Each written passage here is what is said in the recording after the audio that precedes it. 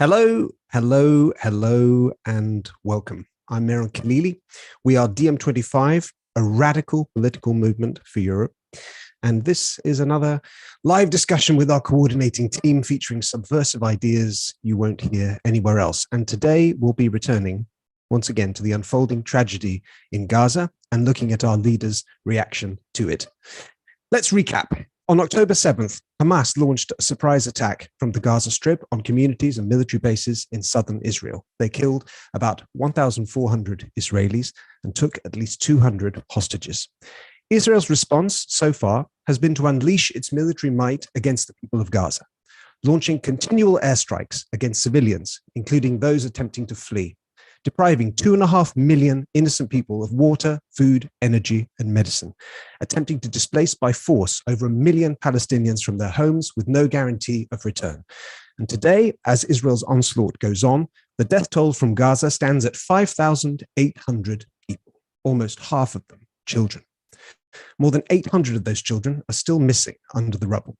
And a ground invasion by Israel, which could kill many more and ignite a wider war, has not even begun. Now, these facts alone are heartbreaking and outrageous. Nothing can ever justify the deliberate slaughter of innocent people, neither Israeli nor Palestinian. But the Israeli government isn't acting alone here. This, the most far-right government in Israel's history, controlling one of the most powerful and advanced militaries on earth, is striking Gaza with the full backing of key Western leaders. Leaders like unelected European Commission President Ursula von der Leyen, who offered her unqualified support to Israel with not a word about respect for the rights of Palestinians. Like France's Emmanuel Macron and Germany's Olaf Scholz, who have banned pro-Palestine protests in their countries. Like Giorgia Meloni in Italy and Rishi Sunak in the UK, who are falling over themselves to support Israel's right to self-defense. Yet, on the streets, in European capitals and across the world, millions have come out to protest against the Israeli government's actions, including many Jewish and Israeli voices in some of the largest demonstrations since the Iraq War. And social media has seen a vigorous, if at times unhealthy, debate on the topic. So what's going on? Are Europe's governments at odds with their people over what's happening in Gaza? What's really behind these cowardly moves of our leaders? Is their support genuine? Is it good politics, or is it something else? And what can all of us watching the horrors in Gaza unfold on our screens do about it? Our panel, including our own Yanis Varoufakis and our crew of activists, leaders, and thinkers from across Europe, will be weighing in on this topic. And you out there, if you've got thoughts, comments, rants, anything you want to say, please put them in the YouTube chat and we'll put them to our panel. And before we start, I just want to say that we've got a petition going calling for the resignation of Ursula von der Leyen, which is on fire at the moment. Somebody will have to tell me what the current counter is, but it was many tens of thousands last time we looked. And if you would like to sign that petition, you can simply go to diem25.org/Ursula, URSULA, and you'll find a link to the petition to add your voice. Thank you. Let's kick it off with Yanis. The floor is yours. Thank you, Maron.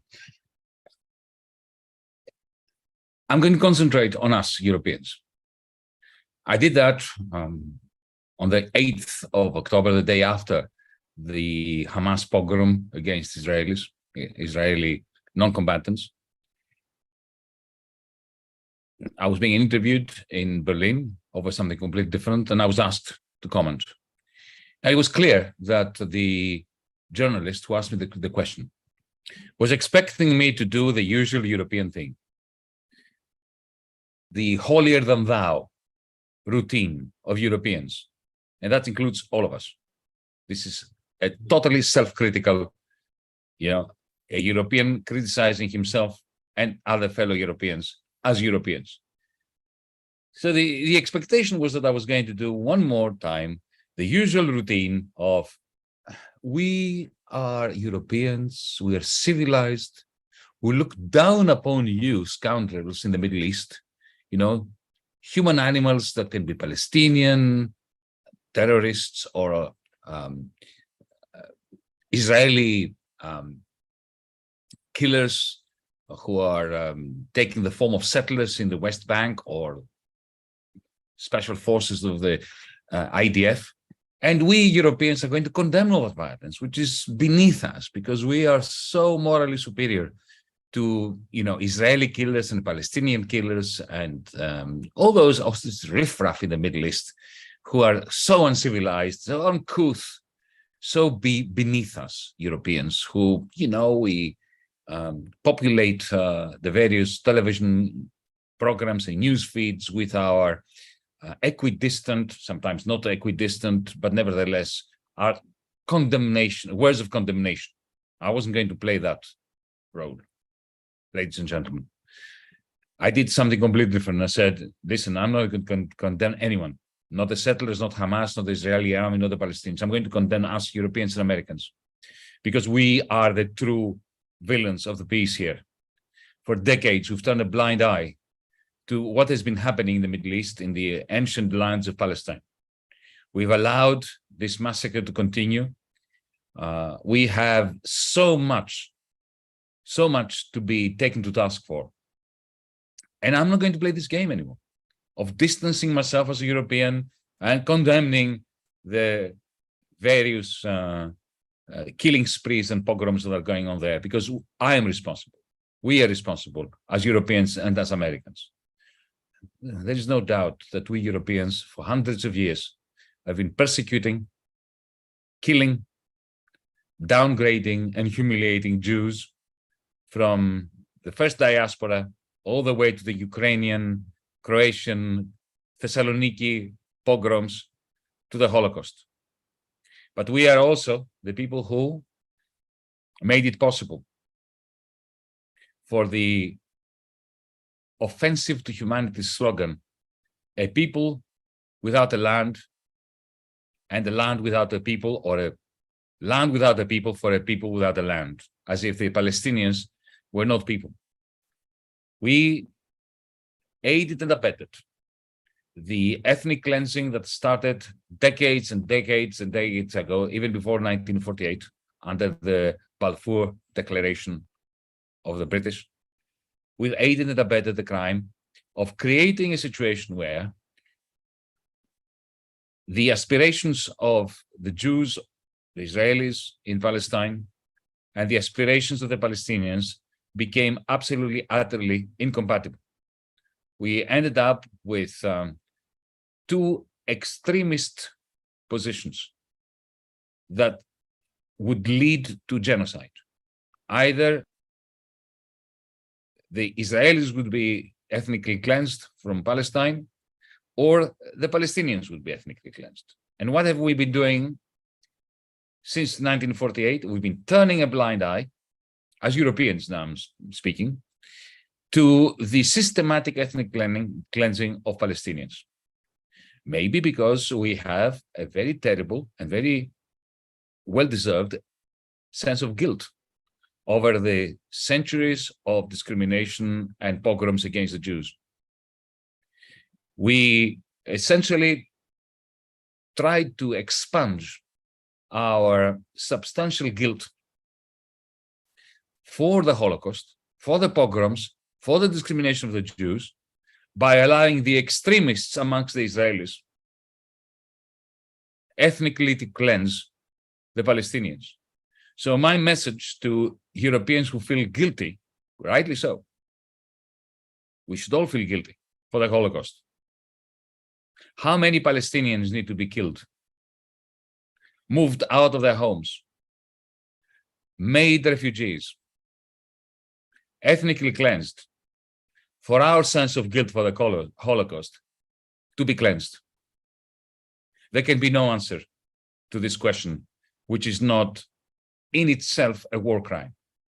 When I hear Europeans like Ursula von der Leyen, who is a disgrace, Mrs. von der Leyen, you are a failed defense minister of the Federal Republic of Germany. You're only there because Angela Merkel wanted to get rid of you.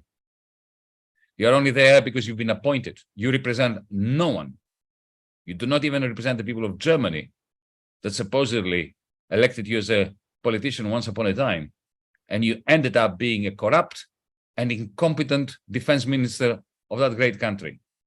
Nobody gave you the right to go to a war zone in Israel and effectively support the notion that to expunge one war crime, we are going to have another war crime. Because when she says, when European leaders, and not just Ursula von der Leyen, but every single European leader I've heard, that we defend the right of Israel to defend itself. Of course, we defend the right of everyone to defend themselves. But they are not talking about defending themselves. They are talking about carrying out, with our complete approval, a war crime. Since when is self-defense a license to commit a war crime? Since when have we allowed anyone to tear up the Geneva Convention just because they feel that what they suffered, the pogrom they suffered, the war crimes they suffered, the deaths that they are mourning, gives them the right to set aside the Geneva Convention? The Geneva Convention was created for horrible, horrible, dark moments in human history, for war.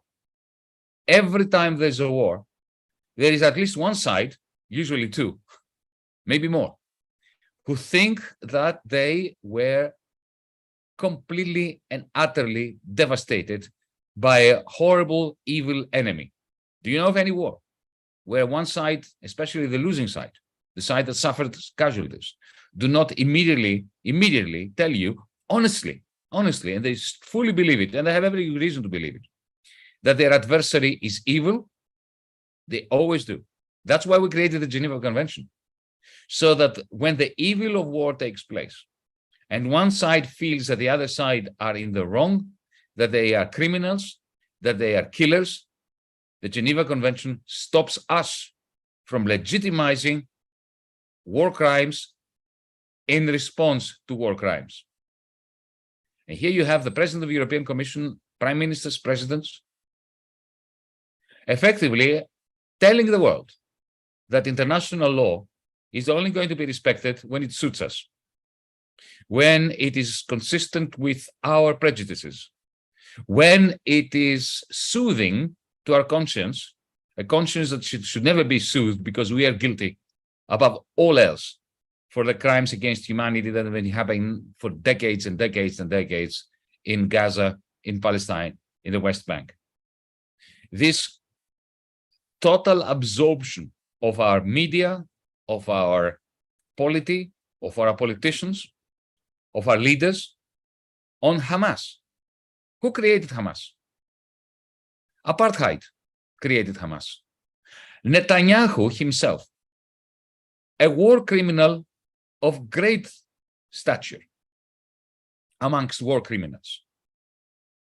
A man who, if there were a kind of home for war criminals, he would be fated by all the other war criminals as a great contributor to that clan, has staked his whole political career on killing off any chance of peace between Israel and Palestine, between the Israelis and the Palestinians.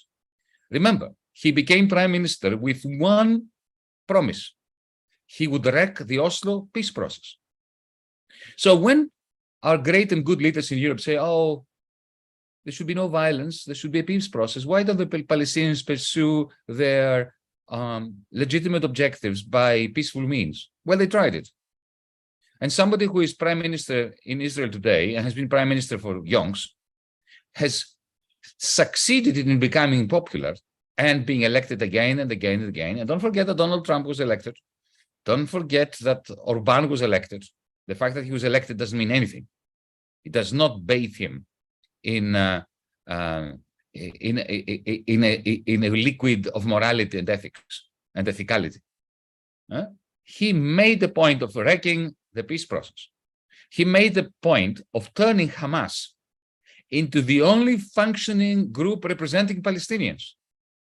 Because together with the United States, together with the European Union, they humiliated the Palestinian Authority in Ramallah, in the West Bank, where the Palestinian Authority is king and queen, and Hamas is non-existent. How did they reward the Palestinians and the Palestinian Authority who laid down their arms and renounced violence and recognized Israel? They rewarded them with ethnically cleansing them within the West Bank, blowing up their houses, taking their houses, getting rid of Palestinians from whole chunks of East Jerusalem.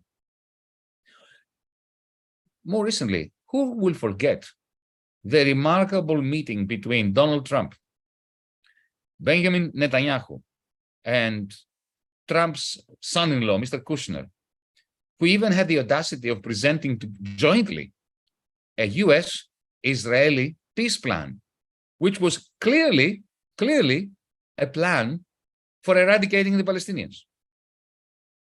Netanyahu clearly said, the point here is that Israel will have full control of every square inch of ancient Israel, meaning all the Palestinian lands. When I hear Europeans say, but hang on, Yanis, Hamas started it, I look at them and say, what? So everything was going hunky-dory up until the 7th of October, when suddenly some crazed Hamas gunman carried out a pogrom. It was unprovoked. What do you mean it was unprovoked? You have systematic ethnic cleansing, murders, expropriation of land. They built a whole bloody wall, Sharon's wall, the separation wall they call it, Sharon's wall. They built it in such a way as to separate Palestinians' houses, homes, from their olive groves, so that they can not go and pick up their olives. And this happened, what, 25 years ago? Unprovoked. Do we really want to enter into this game? Who started it first?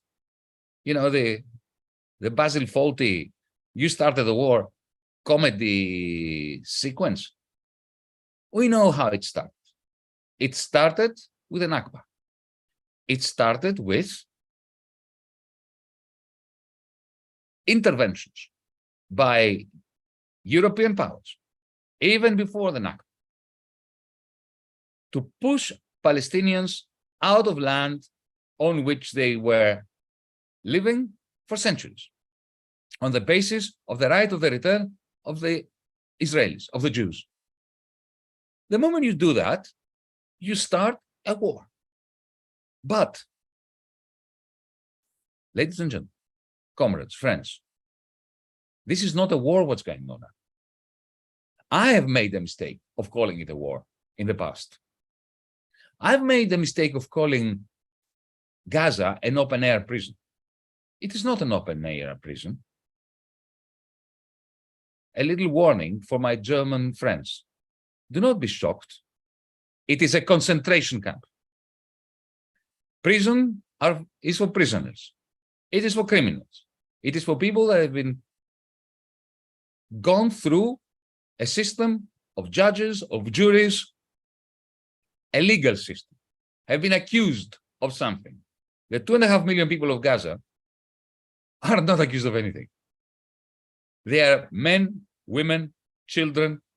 Their only crime is to be Palestinian, and by being Palestinian, to be a clear and present danger for extremist Israelis who believe the mantra that was a land without people. Now, we of the West are answerable for that. I also happen to have an Australian nationality. Well, I'm ashamed of the history of Australia, because that was the precise rationale for exterminating the First Nation, the first Australians, the Aborigines. Do you remember what it was called in Latin? Terra nullius, an empty earth.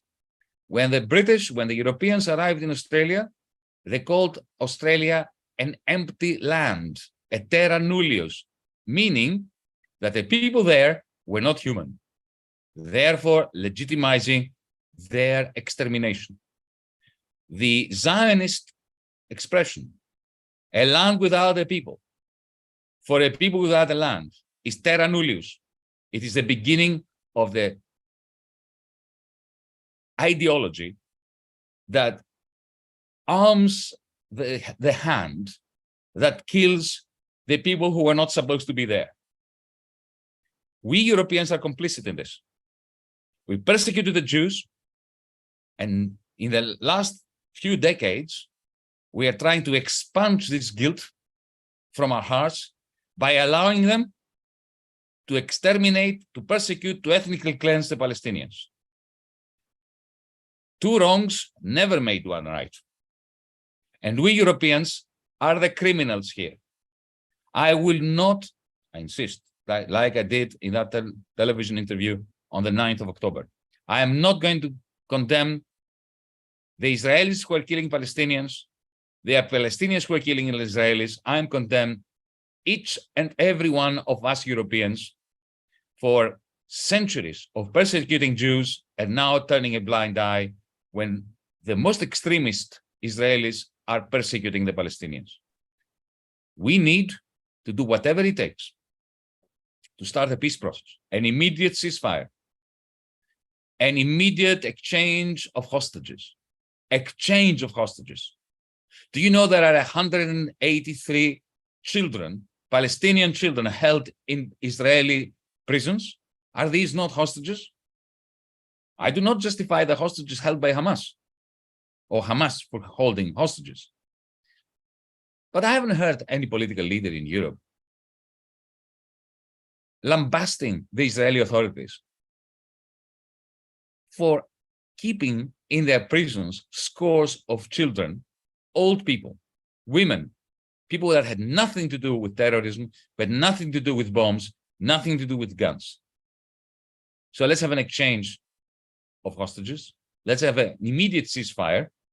And let's have a peace process under the United Nations, which begins with a very simple declaration. At the end of this process, there will be, and that is a responsibility of the United Nations and the international community to ensure and to guarantee, there will be no apartheid on the land of Israel. Thank you.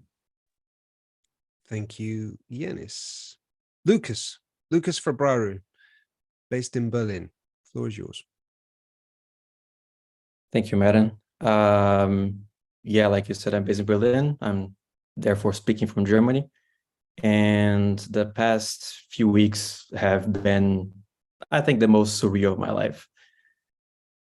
German media and politicians may be silent about the genocide of the Palestinian people in Gaza, but I can assure you that doesn't mean they haven't been busy. They've been very busy, in fact, doing something else, using the Hamas attack on Israel as a pretext to unleash all of the racism and Islamophobia that they know they usually better off hiding. Almost immediately after October 7, pro-Palestine demonstrations were banned, like you mentioned in your intro. So the guise for this blatant violation of freedom of expression is combating anti-Semitism. Well, part of the Jewish community tried to stage a protest called Jewish Berliners Against Violence in the Middle East. That protest was banned. A protest called simply Youth Against Racism was announced. That protest was banned. A lone Jewish Israeli protester held up a sign saying, "Stop the genocide in Gaza" on a Berlin square. She was arrested. Neukölln, a neighborhood here in Berlin with a large population of Turkish and Arab descent, has been turned into a police state. A huge non-stop presence of police in riot gear have been harassing residents, assaulting protesters, pepper spraying journalists, including Jewish ones, and they've arrested children of Arab descent as young as 9 years old. Who is this for? Who does this make safer? Meanwhile, Olaf Scholz, the German chancellor, who is a social democrat on paper, has basically turned into Donald Trump as far as migration is concerned and called for mass deportations. The media keeps stoking up racist fear-mongering against Muslims with stories about Hamas fighters hidden among a future wave of refugees. Palestinian voices are being shut down simply for being Palestinian, as happened in the Frankfurt Book Fair, where Palestinian writer Adania Shibli had her award ceremony canceled. One journalist for one of Germany's largest newspapers figured that at this point she might as well just say the quiet part out loud. The other day she tweeted, "Islamophobia may be justified." And you might be thinking that she deleted the post and apologized right away. No, that was 3 days ago and it's still up. Check it for yourself if you don't believe me. Her name is Fatina Keilani. Anti-Semitism is a major issue in Europe and in Germany, and it's been on the rise. It has no place in any society, and it needs to be combated vigorously, and DiEM25 will always stand against it. And we will do well to remember that the fact that ideologically motivated episodes of anti-Semitism in Germany are far more common among the racist, xenophobic far right than among the Arab and Muslim communities. And that the party that represents this racist, xenophobic far right is currently polling in second place nationwide. And that far right views are known to be prevalent inside the police, which is exactly the group of people currently terrorizing the residents of Neukölln and in other places as well. A couple of days ago, 100 Jewish artists, writers, and scientists living in Germany wrote the following in a beautiful open letter. As Jews, we reject these pretexts for racist violence and express our full solidarity with our Arab, Muslim, and especially Palestinian neighbors. We refuse to live in prejudiced fear. Let's listen to them, echo their words, and do the same. Thank you, Lucas. Let's move to Judith Meyer, also in Berlin. The floor is yours. Thank you. And yes, I agree absolutely, Lucas. It has really shocked me how quickly Germany is moving back into old thought patterns, dehumanizing not Jews this time. Everyone is pretty much cool with Jews, but Muslims are the new enemy. And I think it's very scary. And the other thing that really scared me this week is how much we are not hearing, because there is so much talking about Gaza. So much, you cannot escape it. It's on all news channels all the time, the newspapers anyway. But there are big holes in what we're hearing. So, for example, what we're not hearing is a commitment from the Israeli side to do whatever it takes to protect hospitals and keep them running. We can prove they do not have this intention, because today the World Health Organization reported that a third of Gazan hospitals, 12 out of 35 Gazan hospitals, have sustained too much bomb damage to keep operating, or they have run out of fuel for the generators. When looking at health facilities in general, it's 2/3 that have stopped working. And Israel is only claiming that one of these was hit by Palestinian rockets. So for at least 11 out of 35 hospitals, it's Israel at fault for shutting them down in the middle of this conflict. Nobody is commenting about this. Another claim is that, Israel claims that it fights Hamas. And if we took them at their word, what we should be seeing and what we're not seeing, and what nobody of our leaders or our media is pointing out, is that if they were fighting Hamas, they would be offering humanitarian assistance to civilians caught in the middle. It would be the minimum to do to prevent undecided people taking the side of Hamas. And in fact, we're seeing the opposite. The Israeli government is blocking the border and food deliveries that the Gazans would get on any normal day and that they already paid for. And they're even blocking humanitarian assistance by the UN, the Red Cross, and other renowned international organizations. Also, if Israel was really serious about fighting Hamas, we would be seeing efforts to arrest the leaders and the financiers that are based in Qatar and Turkey. And as Yanis said, even Netanyahu, some members of the Netanyahu government have been allowing billions in funding to go to Hamas. And neither the foreign nor the Israeli enablers of Hamas are being arrested. Israel is only fighting the foot soldiers. For as long as the money doesn't dry up and the war crimes don't stop, Hamas will have no trouble to replenish its Gazan foot soldiers with those who have lost a mother or a daughter in this. Also, Israel is claiming that it is on a mission to free the hostages. Well, what would we expect to see in our countries when there's a terrorist group with hostages? We'd see negotiations, we'd see intelligence officers sneaking in, we'd see special forces liberating a building floor by floor. We definitely wouldn't be seeing our Air Force bombing the condominiums where the terrorists are, because that would kill everyone else too. And yet in Gaza, we're seeing no negotiations, no intelligence agents, no special forces, only bombing. with the predictable results. The IDF claims to have killed several dozen Hamas fighters, including 3 sub-commanders just last night. Now, I'm not sure how many they mean by several dozen. Let's be nice and assume 60, or I think they would have said something else. They wouldn't have said several dozen. They would have said maybe more than 50 or something. If they had killed 60, let's assume they killed 60 foot soldiers and 3 sub-commanders. But the total number of people killed last night is 704, including 300 children. So even assuming that they meant 60, the IDF killed 5 children and 7 other civilians for each Hamas foot soldiers that they killed last night. If they had chosen residential buildings to bomb at complete random, they could have hardly gotten a worse result.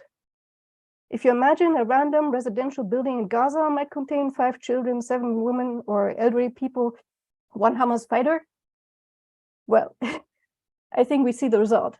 And this callousness towards civilian lives even extends to the same Israeli hostages that they're claiming to want to free. Nobody is pointing this out. But for example, in Haaretz, there was one report from an eyewitness in Kibbutz Be'eri, which said that on October 9th, 2 days after the big attack, there were still Hamas fighters with hostages in some of the villagers' houses. And rather than waiting them out, negotiating or sending in special forces, the witness says that the IDF just started shelling these houses, killing everyone inside, the Hamas fighters and their hostages.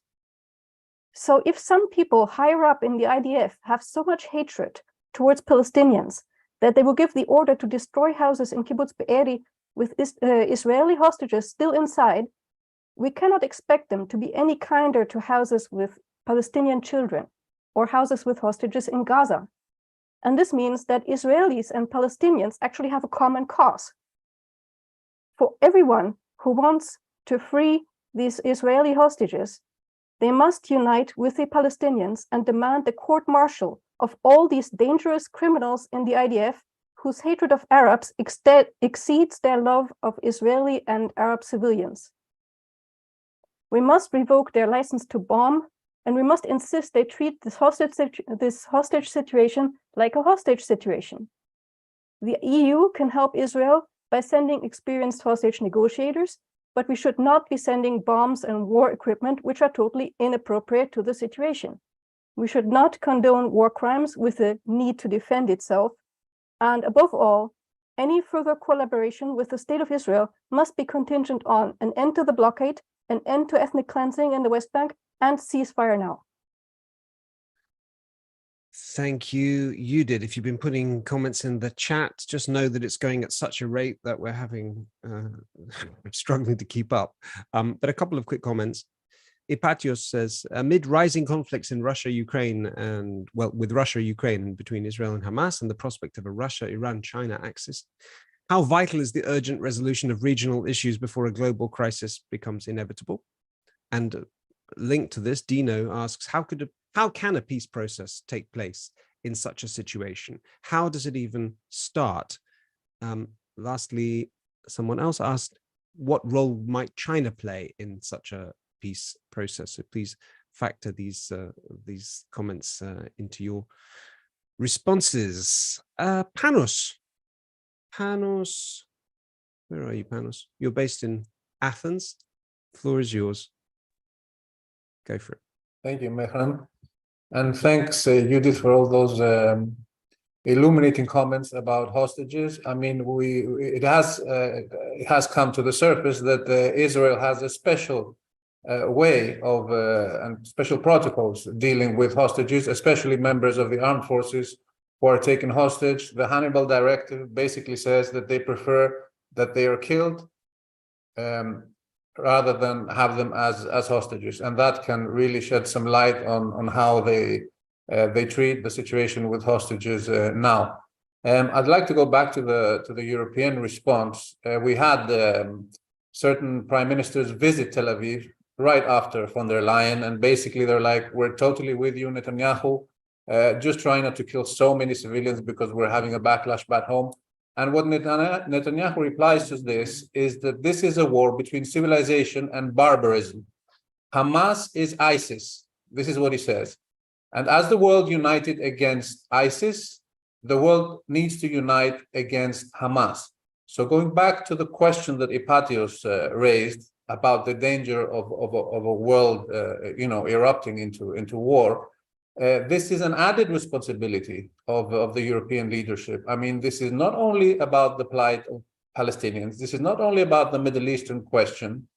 This is now, I mean, if you embolden Israel and you do not take a principled stance, and you do not stick to international law, there is a real risk that there will be a widening of this conflict and a third world war, basically. I mean, you have forces from the US, of course, aircraft carriers, and also China in the region. And so this is a real danger. It's beyond the Palestinian question, and it is the EU's responsibility to act like a responsible player in favor of world peace.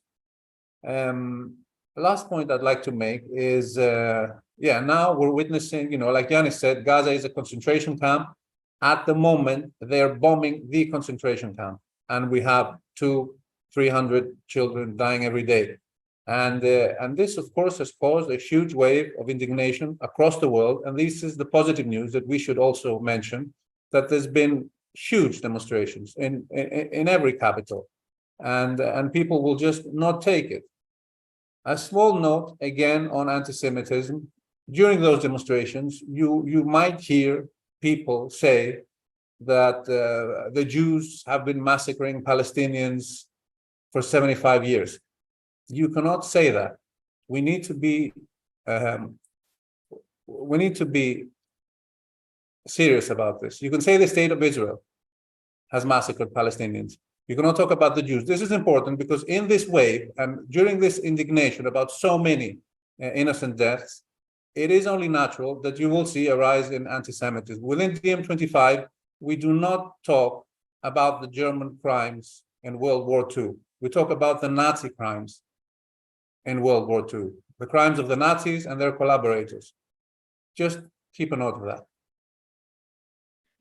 Thank you, Panos, and a very valid and important point. Who do we have next?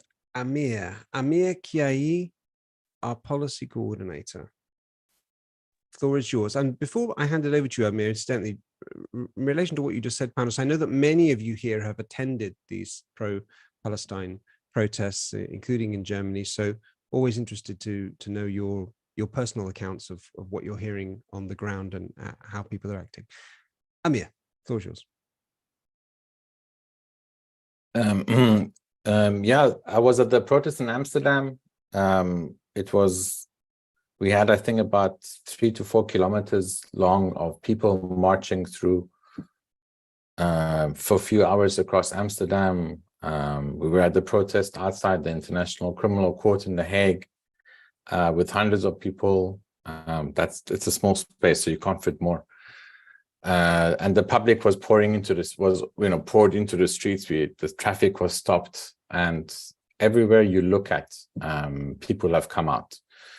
The slogans that we hear are for ending the genocide everywhere, for freeing Palestine, and so on. I mean, with all these hundreds of protests this past few weeks, there hasn't, one can scour the media and try to look for anything that was possibly anti-Semitic, and there hasn't been anything, because there's the millions that come out and are supporting Palestine, know the truth of the matter, know that this is an issue of justice and returning and restoring peace to the region. So that has been both personally and, of course, politically good to see. And that the protests have even engulfed groups that for some time have been on the sidelines. There's been a bit of a discussion within Extinction Rebellion here in the Netherlands about what to do. And then they finally occupied the ICC yesterday with their members. And of course, there were arrests and police intervention and the usual.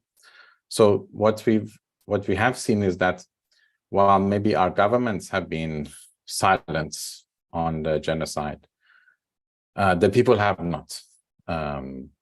Even at risk of detention, arrest, imprisonment, people have come out. And even more surprisingly, European technocrats in Brussels and elsewhere within the EU machine have come out. We've seen hundreds of signatures and open letters going out. Even within the Dutch government, there's been a process of condemning, in a sense, the Dutch response to the genocide and staying silent. And that pressure actually changed the government position here, that they're now adopting, along with Spain and Belgium, urging a ceasefire.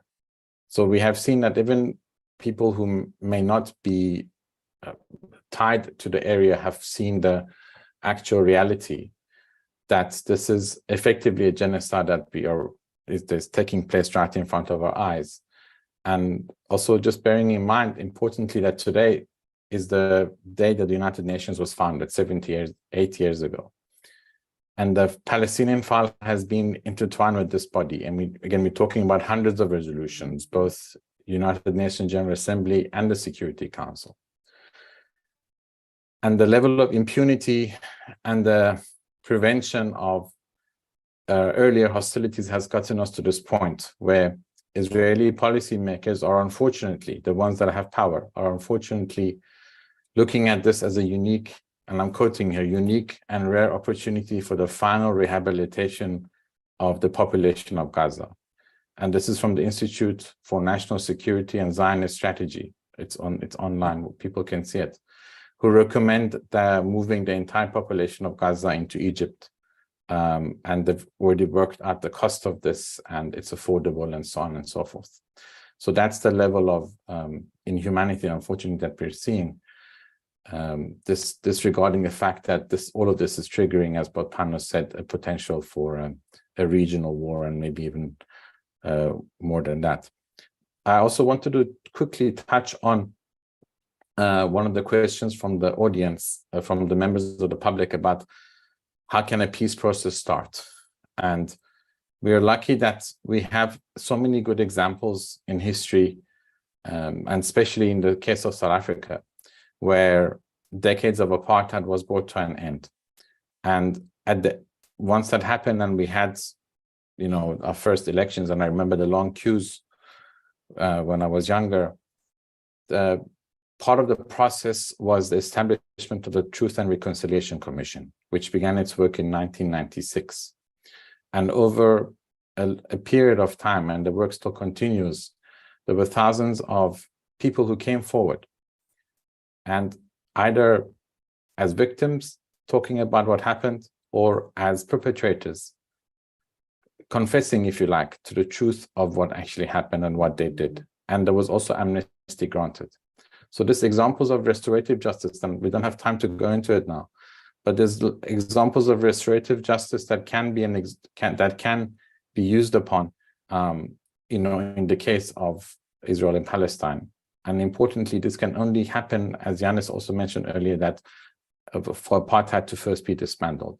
And we mustn't forget that as long as people are coming out and raising their voices day in and day out, putting themselves at risk, that's when the pressure can actually have an impact. Thank you.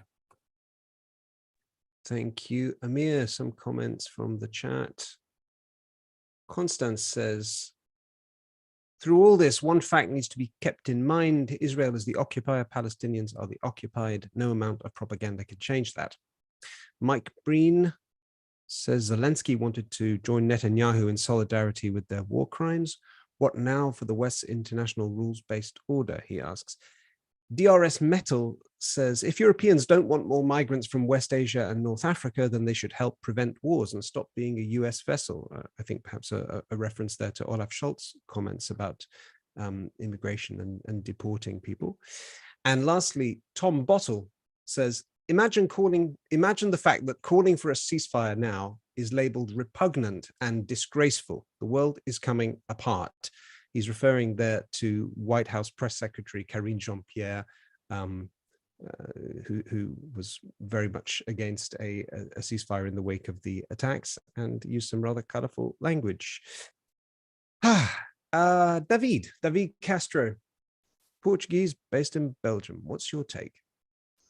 Thanks, Mehran. Well, I've heard a lot already, and I just wanted to contribute by adding something smaller to what has already been said, potentially, which is that, I could talk about how the people of Gaza are continuously denied basic freedoms, about how the mental health needs have risen to record-breaking levels, with most of the population suffering from PTSD, post-traumatic stress disorder. Could talk about how hospitals are being bombed and in severe risk of closing. Well, some of them are forever closed due to lack of resources. I could talk about how the blockade is in violation of international law, like we all know. I could talk about how Israel has always refused the entry of goods on what it calls security grounds.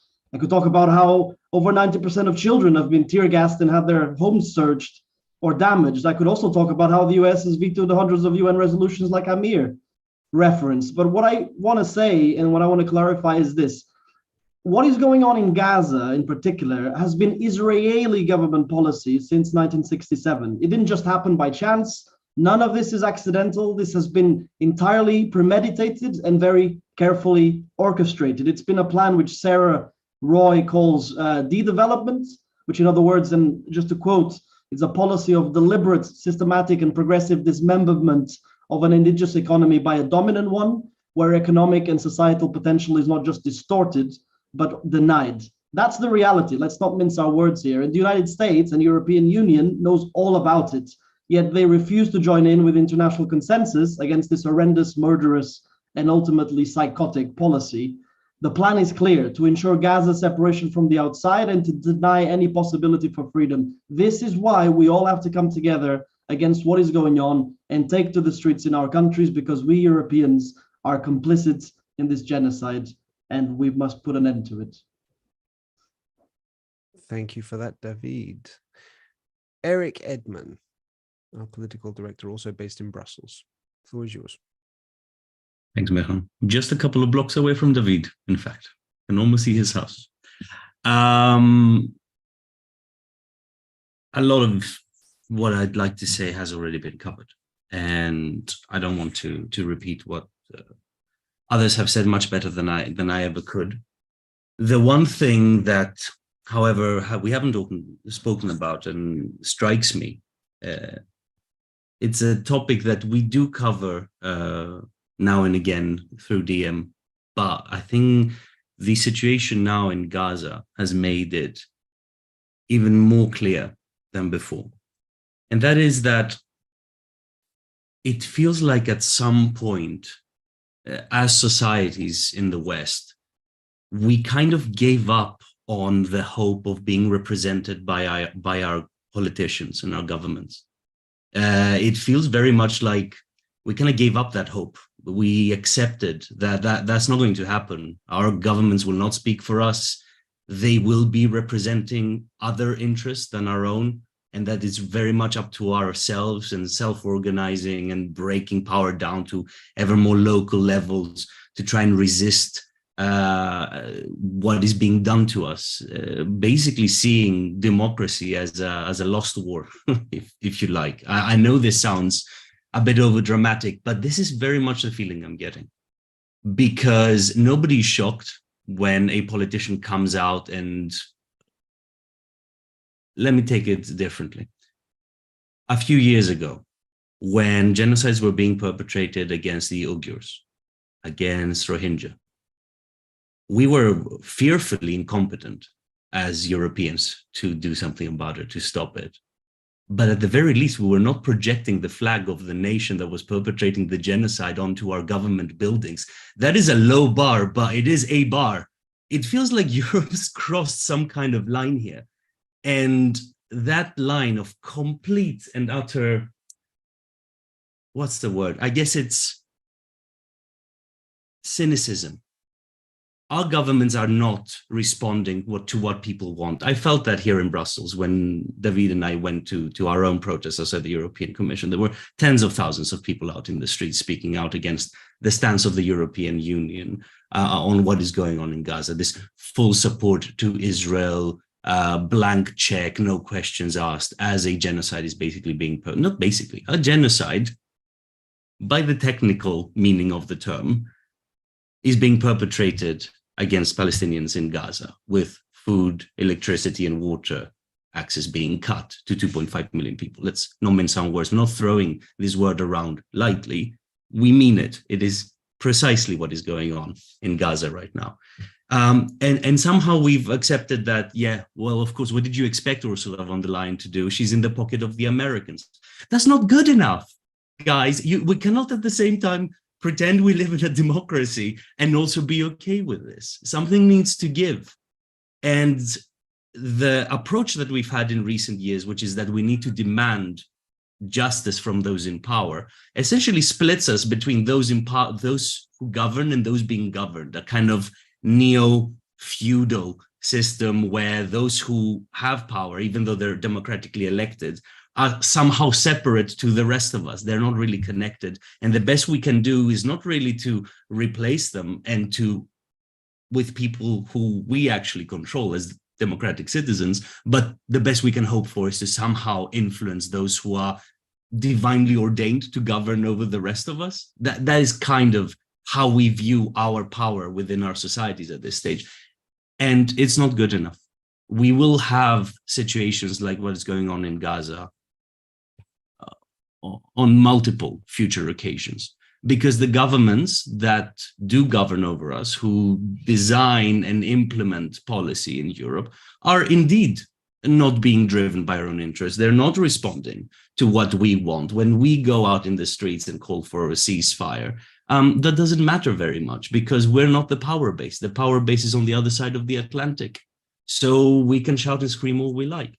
And until we change that, until we really focus on the root of the problem, which is that we no longer control our governments because the kind of people who make up those governments are very deeply entrenched in a political system that doesn't have our best interest at heart. This will keep on happening, and it won't just happen to Palestinians. It's also going to happen to our response to the environmental collapse. It's going to happen to our response to social housing, to the next economic crisis when that comes along, as it's wont to do, and the rest of it. So we really need to get serious about it. I'll leave it there. There's much more that I could say on this topic. I feel quite strongly on it, as you can imagine, but I think that more or less covers it. Well, I've got a question for you on that. I mean, you touched on it. I'd like to explore a bit more the motivations of these European leaders, if we can. We've talked about the fear of being labeled anti-Semitic and European guilt. We've talked about, to some extent, the politics of it. But is there anything else behind it? I mean, what do you think might explain this just utter falling over themselves to support the US line and now to double down, even in the face of humanitarian catastrophe? What do you think's motivating these people? My cat also feels very strongly on this topic. I apologize if you can hear her. It's her dinner time. What I would say as a response to that is that ever since the war in Ukraine broke out a couple of years ago, we're seeing a resurgent NATO alliance, a NATO alliance that is rattling the scabbard at the planetary scale. And the recipient of that rattling is less so Russia and more so China, Iran, and of course, basically this new bloc that is developing around those three nations, Russia, Iran, and China. So there's a general flexing of power that is happening through the NATO alliance. Now, in Europe, we've been at the forefront of this geopolitical shift that has occurred with two pillars of global, I should say, importance in terms of neutrality. The Scandinavian nations of Finland and Sweden, going back on decades of peacekeeping work as a result of this fantastic political balancing act, which they'd been conducting for decades, in the case of Sweden, over a couple of centuries, and joining that NATO alliance, further polarizing the situation. So what is happening now in Israel should also be seen through this lens of these broader geopolitical shifts, which is also why, if you look at where the American aircraft carrier is heading, originally it was said to head to the Mediterranean, and instead, maybe their GPS isn't working, but they've ended up outside Iran, or they're on their way to Iran. instead shows that this is about much more than just the Palestinians, and the Europeans we're not even being played at this stage, because to be played suggests that you're offering some kind of resistance. We're pawns in this game. We've become an annex to the American State Department, and we're just playing along in this bigger chessboard, which is unfolding before us. And what is going on with the Palestinians, just like Ukrainians essentially are being sacrificed at the altar of the same kind of profit, both financial and geopolitical. The same goes for the Palestinians, and we're just along for the ride instead of being a voice for peace that can stand on its own two political, financial, and defense legs, as Europe should be, especially considering our history and our past.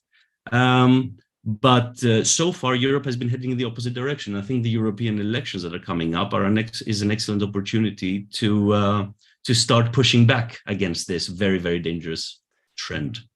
Thank you, Eric. I was just going to say that. Please keep everything that Eric is saying in mind. The next election that happens near you, some of which we will be running in, or parties that we are allied with. Okay, Johannes Fair, also based in Berlin. Floor is yours. Another voice from Germany. Short intervention. Thank you, Meran. I was critiqued these days by one fellow comrade here in Germany, telling me that killing Jews is not fighting for freedom. What I responded to him was, yes, I agree. And you should add to that sentence, killing Palestinians is not fighting terrorism. I think if we would, do both, take care and take the responsibility, especially in Germany, where I think we can all agree that if the Holocaust wouldn't have been perpetrated by Nazi Germany back then, the whole history in the Middle East would have ended up differently. So we have a historical responsibility in Europe, in Germany, but we have it for both the Jews and the Palestinians to be a force for peace in the region and not one-sided. I think, unfortunately, the German leaders really have been, a disgrace regarding this. Judith earlier perfectly described, how you could fight terrorism without bombing and, committing a genocide in a caged, closely, densely populated area. And the German foreign minister from the Greens, the party that was once founded and stood for peace, basically admitted that and said, we cannot contain the humanitarian catastrophe, as she was meeting with other foreign ministers in Luxembourg this week. And she even called it the squaring of the circle, which is another word for achieving the impossible. So she admitted that this cannot be achieved, and still she's not changing course. And there's even voices in Germany, unfortunately, I have to say this, that go even further. The youth organization of Angela Merkel's Conservative Party called for the relocation of the German embassy to Jerusalem and the recognition of Jerusalem as the indivisible capital of Israel. So pouring further oil into the fire and, doing something that actually is a Trump policy. So going fully Trump, that's the conservative youth in Germany.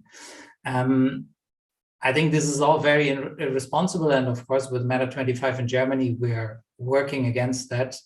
And Jacqueline earlier asked in the chat, can you still openly talk about Israel committing war crimes in Germany?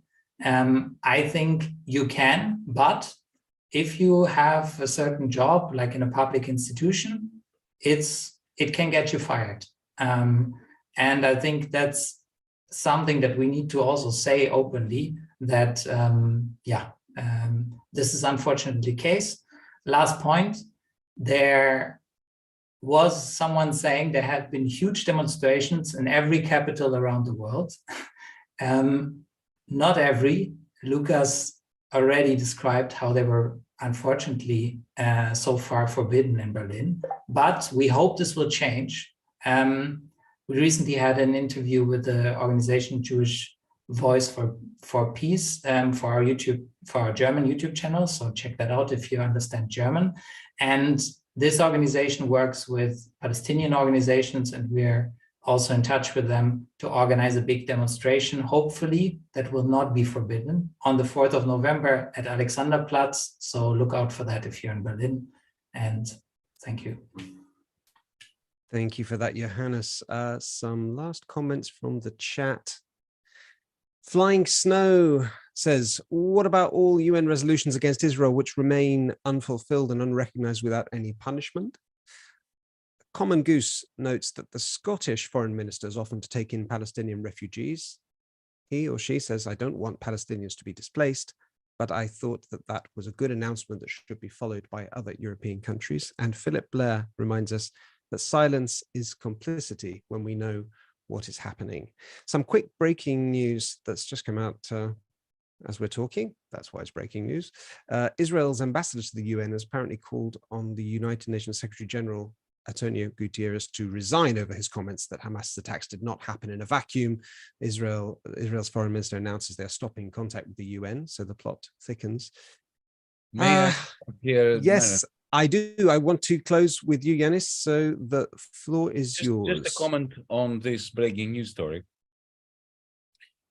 Effectively, what Israel is doing, the Israeli government, is blackmailing the United Nations, saying that unless you give us carte blanche to commit war crimes, unless you wipe clean the historical record from the 1940s to the 7th of December, unless you, the United Nations, declare that this was an unprovoked attack, that nothing had happened before that, there was no ethnic cleansing, no apartheid, we shall leave the United Nations. We should sever our links with the United Nations. I think this is a time for the community of the United Nations to expel the state of Israel from the United Nations, period.